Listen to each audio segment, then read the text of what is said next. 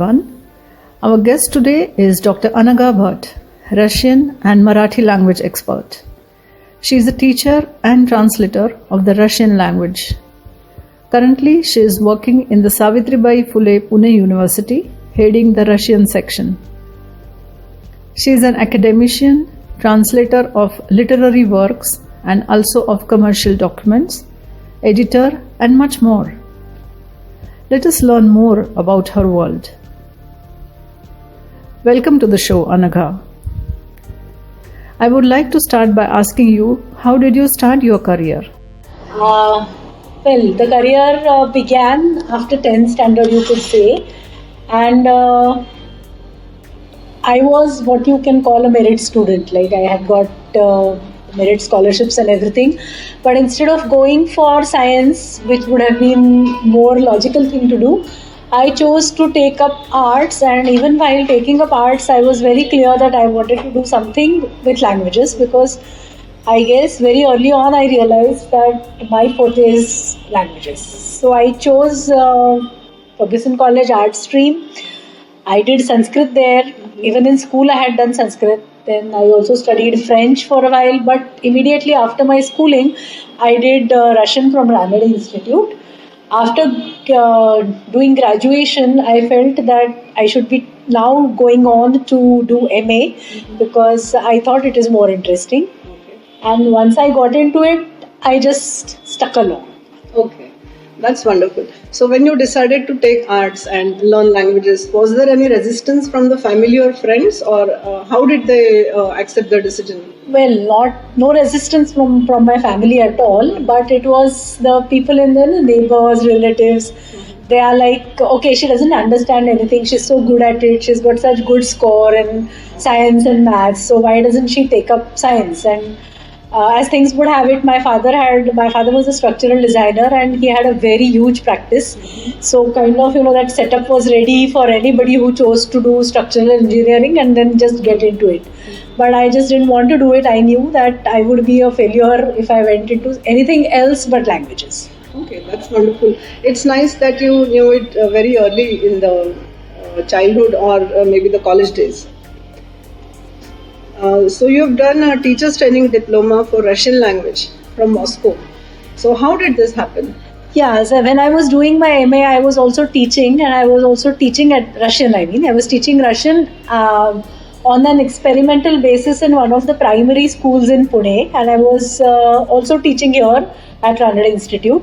And as such, I was recommended for a teacher's training diploma in Moscow, Pushkin Institute. It is like Goethe Institute. It is a equivalent of Language Institute in Moscow. I went there. I did 1 year's teacher's training diploma, which was typically, what we call it, a course which would give you more qualifications to teach foreign language. And I was also working there at that time. I was working with Raduga Publications and I was doing stylistic editing for them. Okay.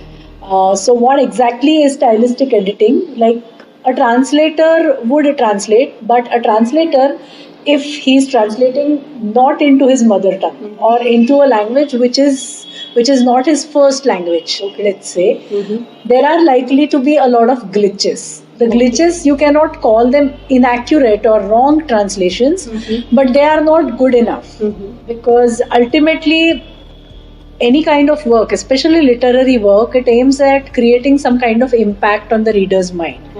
And as such, style constitutes one major part of that.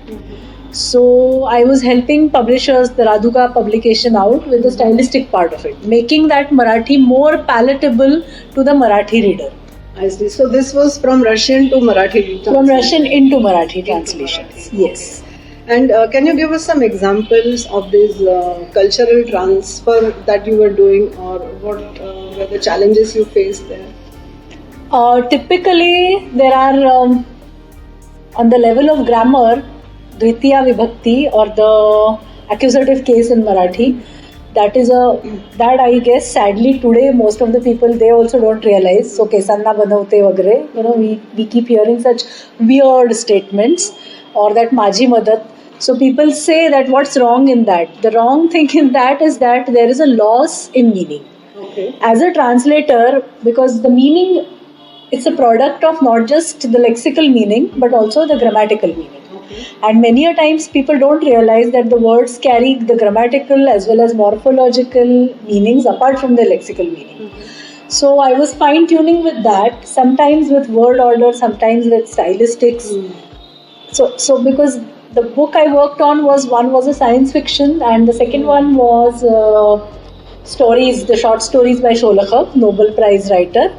And Sholakha is using very peculiar kind of language. So if you have to recreate that impact and without having any distortions in the meaning, it is really a tightrope walk. So I was kind of reviewing through the prism of a native speaker. Oh, that's fantastic. You have been teaching Russian language since 1991, right?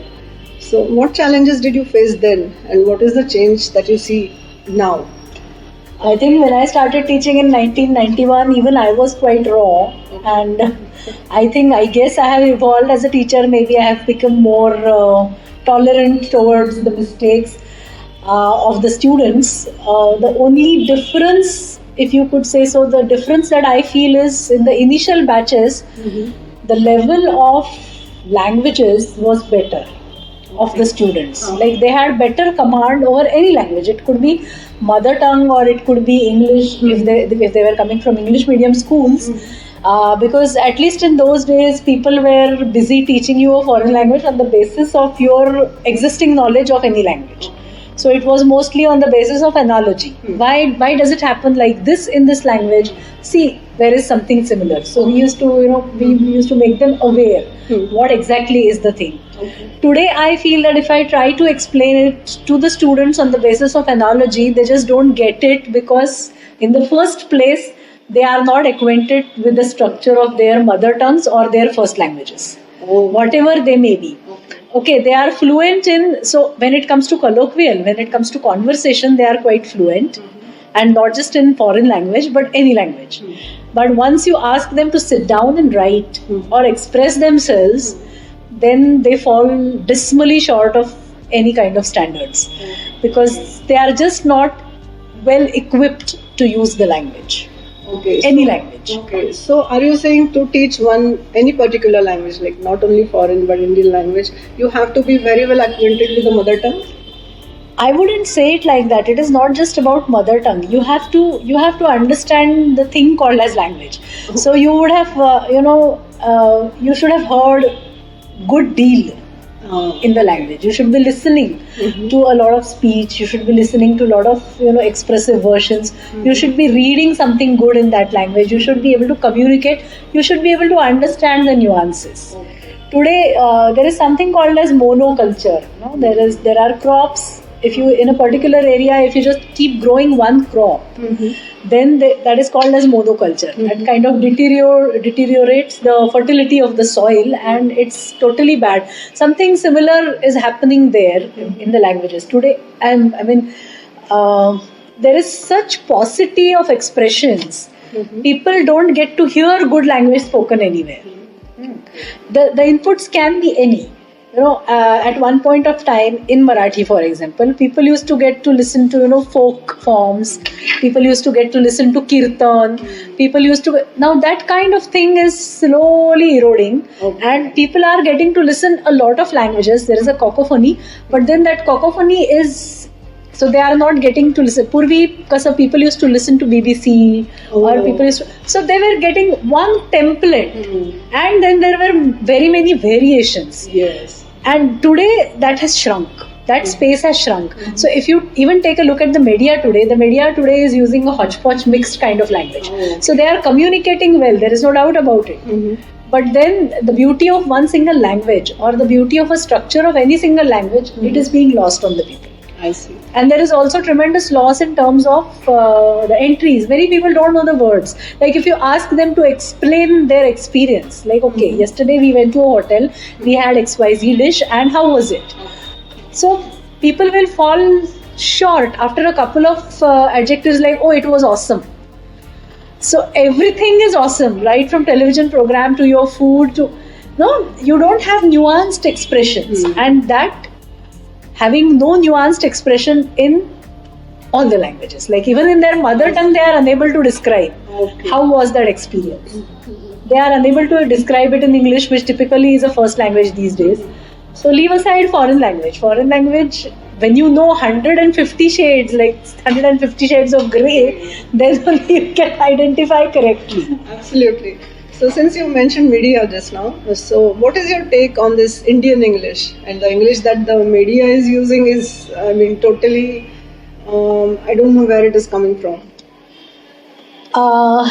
See, I would like to go back a little into the theory. Sure. Any language language exists. I mean, it is not that as if there is a prescriptive, grammar or the norms that this is correct, this is incorrect. That is not the case. Language exists. But language can exist when there is a prescriptive norm. Because language is a thing which is subjective and objective at the same time.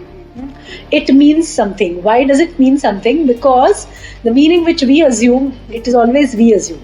Like if I assume something and if I say it, it will be totally incomprehensible to somebody else if he has got a totally different set of assumptions. So there is a shared set of assumptions. Now what is this shared set of assumptions? This shared set of assumptions is the grammar.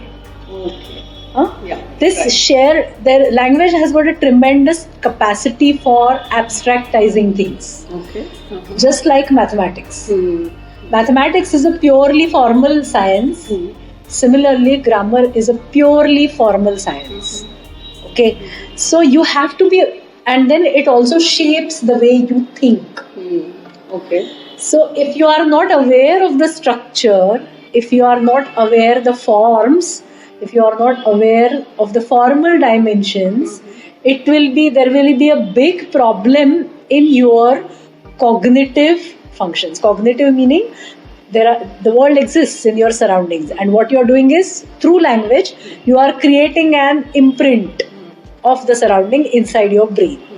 So language is not only just about this concept, this word, or this thing, this word. There is also the connection of two words or three words, connection in order to make sentences. So as you go further, as you start developing thinking, the role of the structural aspect of the language becomes inevitable. Today we are losing out somewhere on that. We are definitely losing out somewhere on that, and I don't know what could be the reasons. I cannot. It is difficult to figure out. Yes. Anagha, you have designed courses for theory and practice of translation and morphology and word formation for the master's program in Pune for the university. So was this course for commercial translations? Okay, now first things first, the courses for the theory and practice of translation, they were, I have done them on several levels. Like I was taking it as a theory and practice of translation for students doing MA Russian. I see. So for them, the theoretical component obviously was much greater.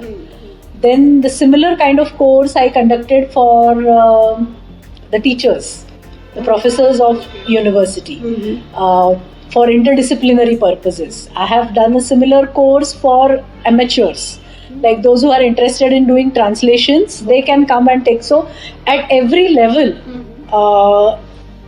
the composition of the course was different. But basically I tried to focus on three things. Like people, when they translate something, I try to make them aware of the fact that the translation activity takes place within a specific territory. And that territory is marked on the one hand by the functions that a language text fulfills. Whether it is an imperative function, like the text expects you to obey command, so it can be simple command, it can be instruction manual, it can be a law, or whether it gives you, it fulfills aesthetic function, it fulfills some kind of your desire for beauty, so it can be poetry, or whether it is simple exchange of communication, like a newspaper. Now this is one. So actually any communication within language which takes place, it has got these three ramifications function wise, and none of the text, by text I I intend both, the spoken as well as written. None of them is just one. Typically, it is a combination of all these three functions. Right. We can say that advertising is aesthetic plus imperative. Okay, novel is something else. So typically they are fulfilling these three functions.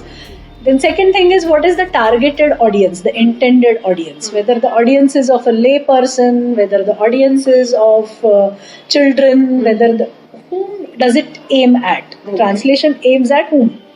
That is second question which you have to take into consideration. And the third thing is that language units don't have any fixed meanings. This again is a very, very difficult and slightly philosophical question. How meaning is generated, whether it depends on the forms of the words or the words, or if it is a combination of both, or if it is something else. Like it is just indicating whatever text which is created in one language using various linguistic tools that are available, like grammar of a particular language or words within that language, they are telling you something. So whether that what they are telling, whether it is dependent on the form or whether it is independent on the form. So it is actually a very big debatable question. And there are a lot of people who have written reams and reams and reams on it, and the translatologists and linguistics people, they have been working on it for quite some time. So I try to make them aware of it, that they don't have to follow the form literally, but they have to access the intent, or they have to access the gist, they have to access the content, and then try to recreate that content, going for tools from another language. I see. And as far as morphology and word formation is concerned, it is typically a course for Russian language. Russian language is a deeply morphological language. And what are morphemes? Sorry to interrupt. Yeah. So you wanted explanation of what is morphology, right? A morph means form. So if I have to give you example, let's say in English, it's quite difficult to give examples, but still, okay, there are blueberries, there are blackberries, there are gooseberries. Now, what is this? Black, blue, goose. What is happening here? I mean, they have different meanings, or should I say eyes? There is a morpheme called eyes, like vaporize, standardize, pasteurize. What is happening here? Localize. You know that something is happening. Now, we say that the process of acquisition of meaning starts taking place at the level of morpheme. So this is a course on morphology, and the word formation is, there are various ways in which you form words. There are prefixations, there are suffixations, there are even like actanvaye. Okay. This is this word. Now act is English word. Anvaye is a different. So they are all coming together. So this type of words are formed every day. So just trying to identify the processes in which words are formed, how they are formed, how they are used. So they are specific master's level courses for Russian language. Now, translation course is open for everybody. It's a very general course. Okay, independent of the text. And which was the language that you were dealing in this? For translation, for MA Russian students, I was doing theory and practice of translation on the basis of, obviously, pair Russian-English. But for everybody else, it was typically English into Marathi or English into Hindi kind of thing. Okay. And what exactly is linguistics? Okay, linguistics is a science, or that branch of science which studies language with L capital. So it is applicable to all the languages. So it starts with, it deals with everything, like phonemes or the sounds. So it studies language from the perspective of sounds. It studies language from the perspective of the meaning of its units. It studies language from the perspective of the morphemes, the pieces of a single word. It studies language from the perspective of psychology. What is it that that requires your what should I say? When you say something, how others perceive it. Okay, or what is your intent? That is something which we call language philosophy. Or there is something called as sociolinguistics. How certain utterances or certain constructions are typical of a particular class.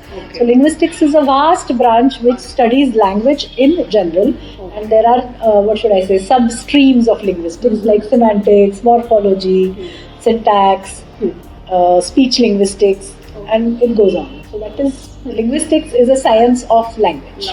That's great.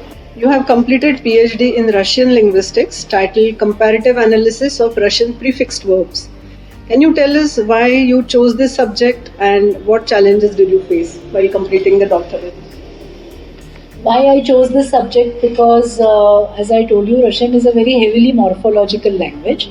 So there are a lot of prefixes. Prefixes meaning something which comes before a word and it gives additional meaning to that particular word. This is something which is there even in Sanskrit. Maybe because of my background in Sanskrit, I got attracted to it. Like if I tell you, in Sanskrit there is ru hara, it's a verb. Now you attach a prefix to it, and you get so many things like vihar, ahar, apahar, and all that, and the meaning changes every time. Something similar happens in Russian, and it happens on a very large scale. This type of prefixed verbs, or the total number of prefixed verbs that are there in Russian language are really a lot. And I feel that is the most difficult thing for a foreigner to acquire, because the basic meaning remains the same. Okay, right. So, and there are very many shades, nuances which are added to it. Like, so you've got, suppose there is a verb called as chitats. Chitats means to read. Now there is prachitats. Prachitats is to finish reading. Okay. Dachitats is to go up, reading up to some point. Okay. Then there is pirichitats. That means to read again. Oh, okay. So, for a foreigner, it becomes quite difficult to understand. And so I focused on them, and I tried to find out whether there is any common link. What is the schematic and how it works. So I have analyzed them in the light of cognitive linguistics and the concept of a prototype. Like there is a prototype. Prototype means a typical example of something. And all these additional meanings to these prefixes, they are surrounded. They are surrounding that particular prototype. The meaning of the prototype is very crucial because what happens is, like, suppose if you take a verb like pirichitats, one meaning is to reread. One meaning is to read to the end and lose the desire to eat. Desire to read. Okay. Then another meaning is to read one after the other, 3, 4, 5, 10 books. Okay. So you can say, and that particular meaning is again fixed by the context. So why is it that just one, first and foremost, there are multiple prefixes, and just single prefix is also capable of expressing several meanings. I see. Now why does it happen? It becomes a kind of a quagmire for a foreigner to understand. So I focused on that and how they are expressed in, how they can be expressed in English, and what kind of devices to use when you are teaching them in the class. That was my PhD topic. That is fantastic. So you used your research while teaching the students? Sort of, because I remember in those days when I did PhD, computers were unheard of, so we used to do everything manually. So I think I had collected about sample data, and then I needed to have examples from actual living Russian language. So I couldn't concoct the examples myself. So I had nearly, 2,000 cards. Those many verbs with those many shades. So everywhere I would come across, in the Russian newspapers or Russian literature or encyclopedic dictionaries, wherever I would come across that particular verb with a particular meaning, I used to jot it down. Great. So I think I have analyzed some 10 or 12. There are very many. I have selected the most frequently used 10 or 12 prefixes, and I had a sample size of thousands, literally 2,000 cards I had made. Wonderful. So these newspapers and books you referred to at that time. So were they available in India, or you had to visit Russia for? We have a very good library here in Pune University. I also visited libraries in Hyderabad, FLU. So, and then basically for collection of the actual material, I mean the actual examples, I had, the examples from living language were available in encyclopedic dictionaries also. So whenever I couldn't find anything in the newspapers or in the books on literature, I would always refer to the encyclopedic dictionaries. They would cover it with actual examples from living Russian language. Okay, that's great. And quoting from which newspaper what. Okay. You have been involved as a research associate under 2 UGC major research projects, and both the dictionaries have been published. We would like to know we would like to hear your experience. In the first dictionary, which was Russian into Marathi, I was working as a research assistant with a compiler, my PhD guide. And the second dictionary, three of us brought it out together, Marathi into German and Russian dictionary. So it was very interesting. First and foremost, for Marathi, there are no frequency lists. Like in Western countries, or in case of English, where there is a permanent body like the Oxford University Press, they make people sit, and now of course it is very easy with the help of the computers. You can analyze the frequency of what is a frequency list, how frequently that word is used. I see. Okay. In day-to-day conversation. For Marathi, there are no such frequency lists available. So when we were compiling that Marathi into German-Russian dictionary, we had to take a look at the other dictionaries. Then we had to take a look at the newspapers. Then even the road signs and everything. So basically, it was based on, because we were all Marathi native speakers. So in a way, it was based on the intuitive knowledge of Marathi speakers. And we have nearly 6,500 entries, 6,000 entries from Marathi. And we have also given grammar information about that particular word, like the gender, if it is a verb, whether it is a transitive verb or intransitive verb. Then we have also given, in case of irregular forms of a particular verb, we have given them also. And we have selected examples from, again, living language. So just because we were native speakers, we did not concoct them. Okay. So in those days, all of us, we used to, whenever like Lokaprabha, Loksatta, anything that is remotely related to, or even the bus routes, the descriptions, the corporation signposts, the corporation circulars, all that stuff we have used to source examples from. And we have also given examples of phrases and proverbs. I see. So suppose like some culture specific terms also, like kumpu or tamasha, things like that. And we have given the primary meaning first, and then its extensions, metaphoric extensions. And we have also given, as I said, examples from day-to-day usage. So altogether, the Marathi into German-Russian dictionary, for example, it has got more than 1 lakh words altogether. Okay, so the description of each entry of all those 6,500 entries, each description is also quite voluminous, and along with some additional grammar information. And we have had some really good feedback on that. So it's quite an elaborate dictionary. So it must have been an interesting experience. Yes, it was very interesting, and it was a collective work. 3 of us, we were the compilers. Sunanda Mahajan was there, Dr. Yogendra Kumar was there. Plus we had native speakers of German and Russian with us. So they checked everything. And luckily both of them, like there was Nikolai Sigile, he is MPhil in Marathi. He has worked with Radhuga's translations into Marathi. So he knows Marathi as well as Russian. There was Ulrike Schatz and Julia Khadkikar. 2 girls were working for German. They were both like this. Like they both knew Marathi a bit and German. So even the native speaker has reviewed our work, so to say. That's wonderful. You are also an editor of Kelyane Bhashantar. How was your experience working as a commercial translator different from literary translations? First and foremost, for commercial translations, there is a deadline. So you have to be prepared to work by the deadline. There is no other alternative. Second thing is you have to, that of course is true of even literary translations, but you have to keep updated.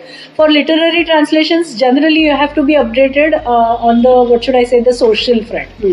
For commercial translations, you also have to know a little bit about technologies, processes, and things which might not interest you otherwise. You might not pay attention to it.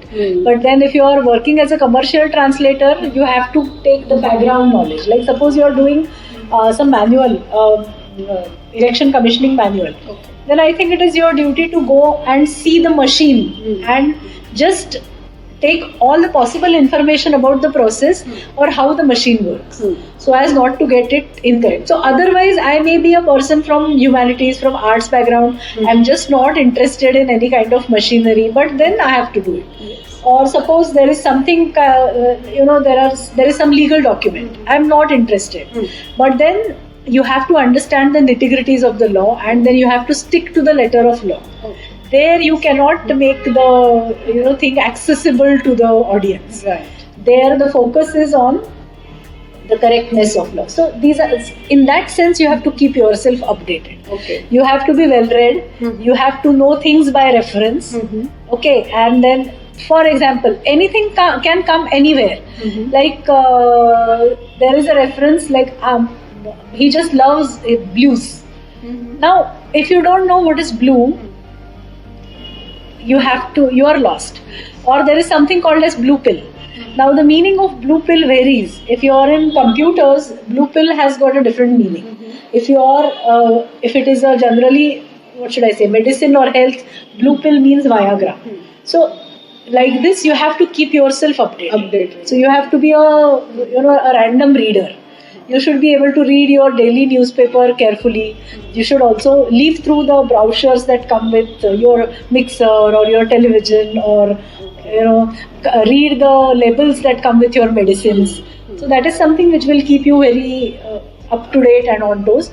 And of course there is deadline. Yeah. So you have to do thing which may not be interesting for you, but you have to do it to the best of your ability. You have to do it within the specific time period, and you have to do it with minimum loss. Okay. So a translator, it could be a literary translation or a technical one or a commercial one. So he has to have a very good knowledge of both languages. Yes. Isn't it? Yes. So because even when I look around, there are people who know the foreign language or the Indian language very well, but they cannot do it in English properly. Yes. So do we have, are you aware of any courses people keep on asking for English language as such? Like we have for foreign and Indian language also, a few of them. There are no specific courses like that, because as I said, it is your duty to learn. And in fact, when I take this course for translators, I precisely teach them to identify that this is where the glitch can be. Okay. Like as I said, that blue is pill. So if you translate blue cheese, if you translate it just as Nira cheese in Marathi or Neela cheese in Hindi, it is going to be a mistake. So as a translator, even if you become aware of the pitfalls, anything which is not in the routine course of things, that should set your bells ringing. Okay. So in that sense, if you want to be, because it's not expected that you would know each and everything, right. But at least you should be able to know that, okay, this is something which is different and I need to use resources. This is something which is different, I need to go to the specialist. So I try to train people in this.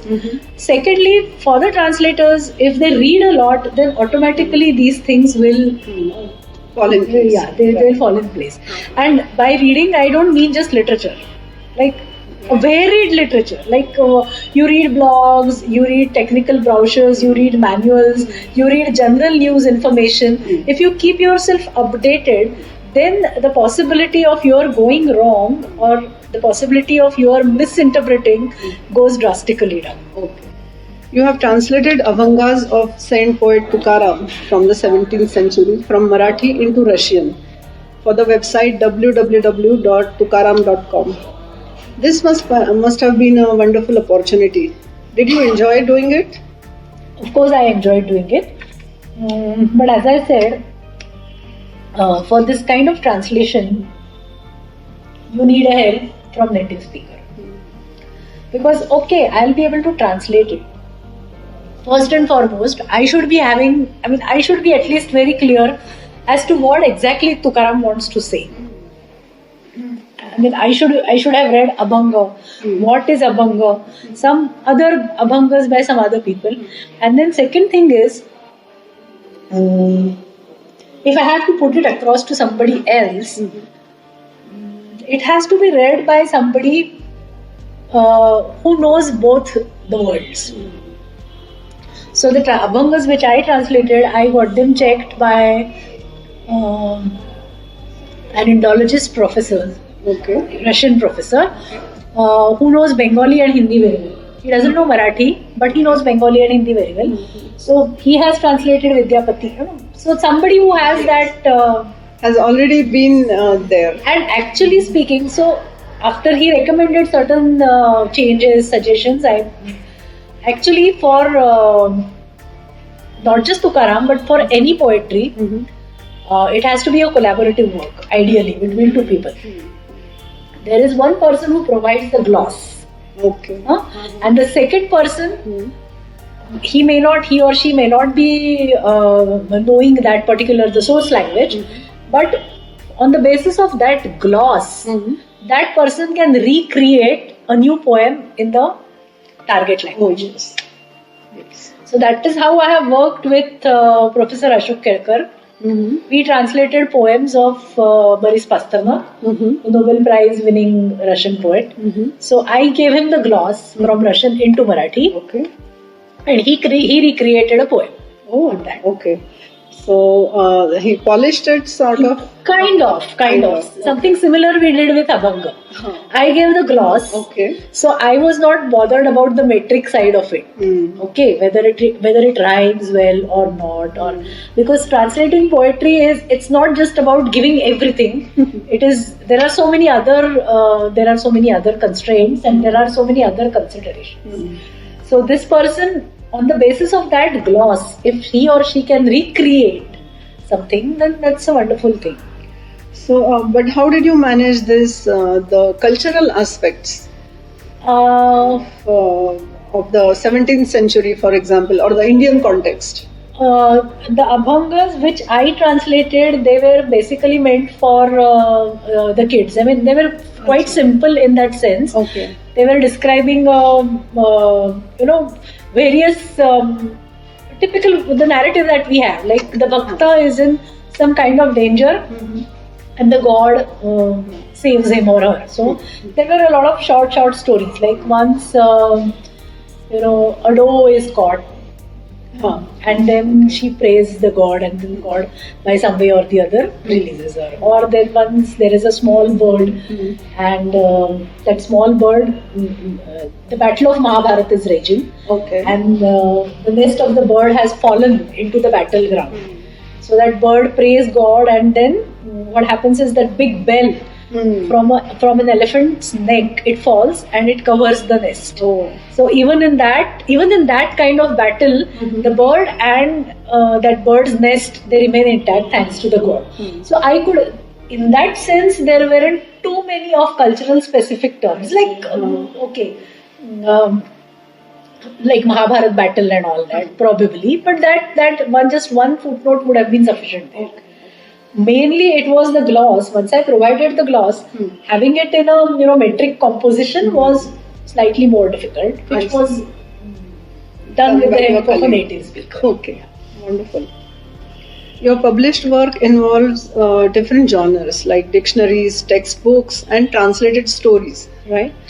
We would like to know the intricacies of each genre and how do you approach them?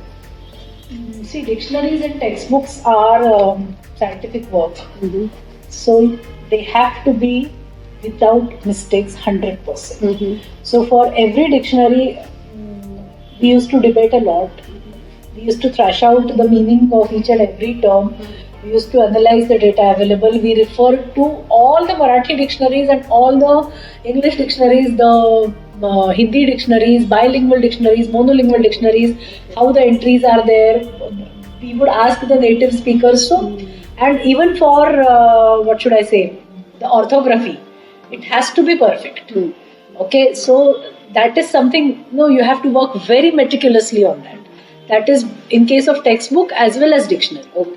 There is no pardon for a mistake because that is a work which people are going to refer to.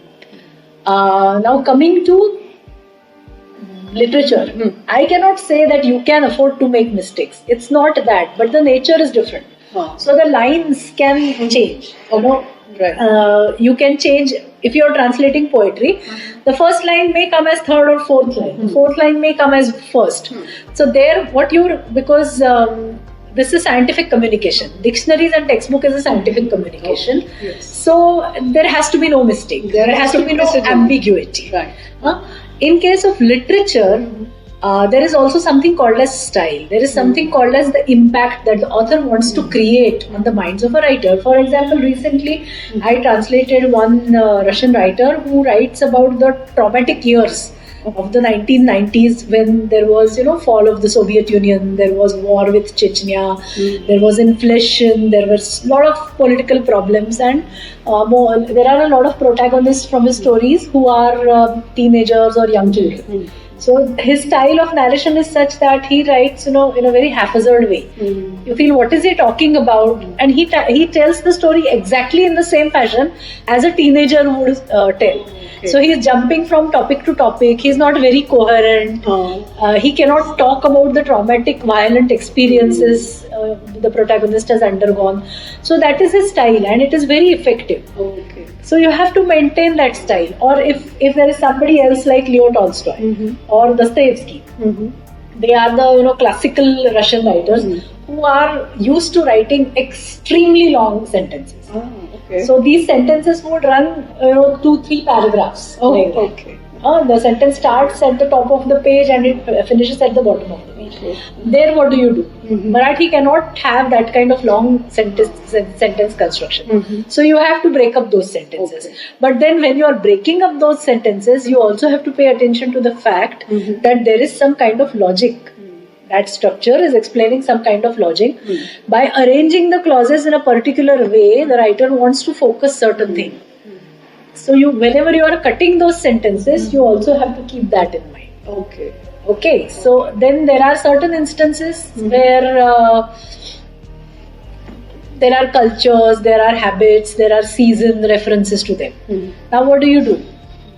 So do you go in for the gloss, or do you go in for footnote, or do you explain it there itself with a couple of more additional words? So you have got all the choices open to you. These choices are not given to you in case of a textbook or a dictionary. Or literature, and then again, now even in literature, if it is a print literature, you can afford to do that. Okay. If it is an audio novel, then again you have to use a different strategy. If it is a subtitle of a film, even with all the kind of loaded cultural, subtitles are full of loaded cultural references. Right. You cannot go on explaining things there. So you have to think of it in a very, very different way. Okay. You have published many research papers in India and also internationally.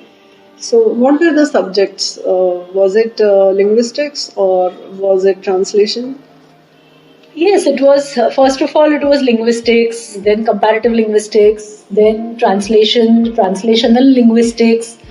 And since I have been associated with Kelyane Bhashantar for past 20 years or so, I also happen to read a lot of world literature in translation. So there were some papers on comparative literature also, and mostly linguistics, and translational linguistics. Yes. Now the recent most paper just published last month, it is about media, framing with the help of a language in media. I see. Okay. So we did one research project on how India is framed in Russian newspapers for last 10 years. Okay. starting from 2000 to 2010. So what is the policy? What kind of news is reported most frequently? How do they frame it? So and how it is expressed in language. Okay. So we analyzed. These days, the archive is available on computers. So we identified 3 Russian newspapers, and we just stuck to the print media, and we collated a lot of data. We mined that data, and that is about how the framing and how a language kind of provides you with a viewfinder, how you look at certain things. So my latest paper is on that. That's great. It's a totally different subject. Yes. You have been associated with the Russian, Marathi and English language since 1989 and working a lot and contributing so much. So what changes have you seen in all these years in these languages? Like for example, there must be new addition of words or a lot of phrases must have changed or the context must have changed. Yes. See, languages are never static. They are forever moving. They are like rivers. They keep flowing, and because through time, and the changes that occur in them are at various levels. Like if I have to give example from Marathi, in Marathi we had the p sound, okay, which was labial. That means you would say it by bringing both the lips together. That entire p, p, b, b, m, they are all labials. Right. But under the influence of, of English and even to a certain extent Persian, that f, in Hindi you write that f with a nukta. It's a labiodental f. So you don't put both the lips together, but upper teeth and lower lip. So that f has now come to stay in Marathi. Oh, okay. So, earlier you could hear phatak, phanas. It's explosive with both the lips together. Today you hear fatak, fadas. Oh yes, it's like that English. Yes, it is the labiodental fur which we have acquired from. So at that level there is a change. Okay. And this change has not happened because somebody willed it. It has happened automatically over the period of time. Then there are changes in the forms of grammar, forms of words. Like the only thing that now remains, Marathi there was a verb baisane. Like if you see even the prarthanas that we have in schools, which were written around 1920s and 1930s, you have got like baisali. Today bais form also, that imperative form remains, and that too in the speech of older people. Right. Younger people will say bus. So basane. Baisane has become basane. So language keeps changing, and the same is the case with English. Okay. How things are viewed, and there are borrowed words, there are borrowed sounds, there are borrowed concepts. So it keeps changing. It keeps changing forever. Okay, so what would you tell someone who is learning languages? It could be a foreign language or an Indian language. So how should he or she learn the language and stay updated with the language also? Keep using the language. Read it, talk, listen, speak, write something. And these days the world is your oyster thanks to the internet. You have access to everything. You have access to media, you have access to films, you have access to YouTube. Ask anything to Google and it is there for you. Yes. So today it becomes very easy for people to remain in touch with the language. So you learn the language, and it's a very, very enriching process. Learning any language, using any language. And it is a journey which you start from your mother tongue, it's a journey which you start from yourself. You cross the boundaries, you go someplace else, and then start taking view of your own position once again. So it broadens your horizons, it expands you as a person to a very great extent. And of course, I'm sure there is one way or the other, there is a fallout career-wise also. I'm sure there are avenues to earn money. A lot of it, and especially in today's world where the global and the local interface has acquired a very great importance, people definitely have a scope. for language. Just recently, I think just the other day, I read a news item that there is, as you know, there is internet spying, and then there is also internet, kind of observation. So there are people who are saying that we now need, because there is a lot of content which can be termed as terrorist content. It is being generated on the internet by way of blogs, reactions, Facebook pages. So people want to read them. So computer is doing it. These days you can report, abuse, and then it is taken off and all that. But now they want human intervention. Okay. To read and understand exactly the ramifications of it, the intent of it. Yes. Like whether it is said, very, very rebel, very, very antagonistic content, whether it is said in a jestful manner, or there is a very banal content which might slip through the machine, but which actually is very, very insidious and incidentary. Yeah.